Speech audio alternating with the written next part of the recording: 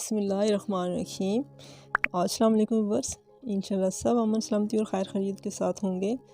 तो व्यूअर्स, आज हम पोटैटो स्नैक्स बना रहे हैं, जिसके लिए मैंने 3 पाव ये ले लिए हैं आलू, और इनको मैंने हाफ बॉयल कर लिया तकरीबन 50% तक, ठीक है ना। और अब इनको हम इस तरह से कद्दूकश कर लेते हैं। आप चाहें तो आप मैशर के साथ मैश भी कर सकते हैं, लेकिन चूँकि ये हाफ़ बॉयल हैं तो ये कद्दूकश किए ज़्यादा बेहतर होंगे। तो ये सारे जो आलू हैं हम इनको ऐसे कद्दूकश कर लेते हैं जी। तो माशाल्लाह ये हो गए सारे। तो अब इसमें ये मैंने बेसन तकरीबन 4 टेबल स्पून भर के मैंने लिया है, और ये मैंने थोड़ी देर पहले इसको ड्राई रोस्ट किया और इसको मैंने ठंडा कर लिया। ये गरम इसमें ऐड नहीं करना, इसको ड्राई रोस्ट करने के बाद ठंडा करके इसको ऐड करना है, ठीक हो गया जी। यहाँ पे ले लिया मैंने कॉर्नफ्लोर तकरीबन 2 टेबल स्पून के बराबर, और यहाँ पे 1.5 टेबल स्पून कुटा हुआ धनिया है, मोटा मोटा कुटा हुआ, और 1 टीस्पून साबुत ज़ीरा, और तकरीबन 1 टेबल स्पून धड़ा मिर्च है, ये भी इसमें डाल दी। धनिया जो है मोटा मोटा कुटा हो तो इसका टेस्ट अच्छा लगता है, ठीक हो गया। तो यहाँ पे एक छोटा सा मैंने प्याज लिया है, और छोटा सा ही टमाटर, और 3 हरी मिर्चें ये मैंने बारीक बारीक काट ली, और तकरीबन 1 टेबल स्पून के करीब होगी ये बंद गोभी, ये भी बारीक बारीक मैंने काट ली, तो ये भी इसमें चली गई। यहाँ पे चिकन पाउडर 2 टेबल स्पून, आपके पास है तो आप डालें, नहीं तो आप स्किप भी कर सकते हैं इसको। यहाँ पे लहसुन अदरक का पेस्ट तकरीबन 1 टेबल स्पून। यहाँ पे भुना हुआ और पिसा हुआ ज़ीरा 1 टीस्पून। यहाँ पे होगी जी सुरख मिर्च और काली मिर्च, और यहाँ पे ये मैंने डाल दिया रेड फूड कलर 1 चुटकी के बराबर। और यहाँ पे है मेरे पास बबरी, ये चूँकि मेरे घर की है तो मैं इसमें ऐड कर रही हूँ। ये इसकी खुशबू भी बहुत अच्छी होती है, और ये हाजमे के लिए बेहद अच्छी होती है। अगर आपके पास है तो आप ज़रूर ऐड करें, अगर नहीं है तो आप इसको स्किप कर सकते हैं। आप इसकी जगह पुदीना या 1 टीस्पून अजवाइन भी ऐड कर सकते हैं। ये जस्ट हाजमे के लिए है और बहुत अच्छी होती है।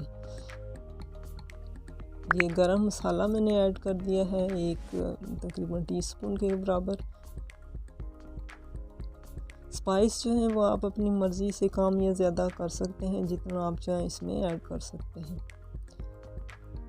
मैं अपने टेस्ट के हिसाब से, चूँकि हमारे घर में वैसे भी मिर्चें थोड़ी कम ही इस्तेमाल होती हैं, मैं उस हिसाब से ऐड कर रही हूँ, ठीक हो गया जी। ये अच्छी सी इसकी हम कलरफुल सी डो बना लेते हैं, मज़ेदार सी। मिक्स इसको ऐसे करना है, अच्छे से आटा जैसे गूंथते हैं। और ये मैंने ऑयल 2 टेबल स्पून ऐड कर दिया। तो यहाँ पे ये रिक्वेस्ट भी कर दूँ, अगर आपको मेरी ये वीडियो पसंद आई तो लाइक और शेयर ज़रूर कर दिया करें, और अगर फर्स्ट टाइम मेरे चैनल पे हैं तो सब्सक्राइब करके बेल आइकन का बटन ज़रूर प्रेस कर दें, और फीडबैक ज़रूर दे दिया करें, ठीक हो गया। तो यहाँ हम बना लेते हैं जी इसकी ये टिक्कियाँ। इस तरह से आप चाहें तो आप इसको लंबाई की शेप में भी बना सकते हैं। तो मैं इसी तरह कबाब की शक्ल में, मुझे यही अच्छे लगते हैं, तो मैं इसी तरीके से बना रही हूँ।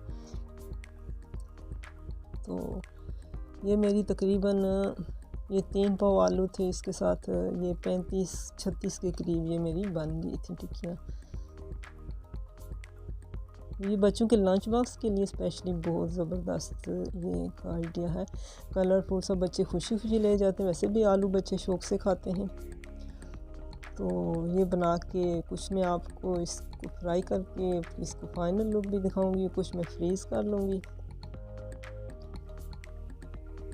तो यहाँ पे हम पैन में घी डाल देते हैं, आप चाहें तो ऑयल में भी फ्राई कर सकते हैं, और 1 अंडा फेंट के उसके ऊपर लगा के तो हम इसको अच्छा सा गोल्डन सा इसको कलर दे देंगे।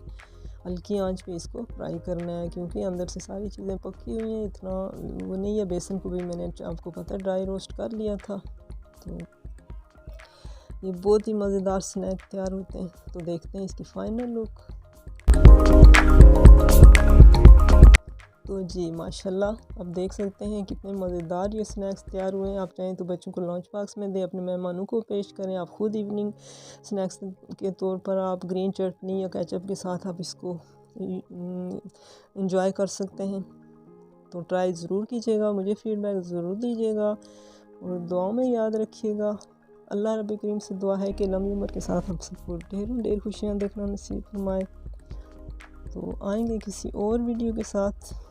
मैं आपको तोड़ के भी दिखा देती हूँ। ये एक बहुत ही मज़ेदार, अंदर से इसका कलर अच्छा सा लग रहा है। ये जो रेड फूड कलर डाला है उसकी वजह से इसका कलर भी बहुत मज़ेदार सा हो गया है। तो ज़रूर ट्राई कीजिएगा और दुआ में याद रखिएगा। तो फ़ी अमानिल्लाह।